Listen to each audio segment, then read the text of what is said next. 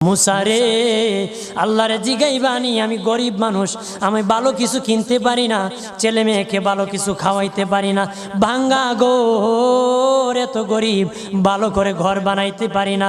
আল্লাহরে জিগাইবানি কি করলে আমার উন্নতি হবে, ধনী হব, টাকা পয়সা হবে। আল্লাহরে জিগাইবানি।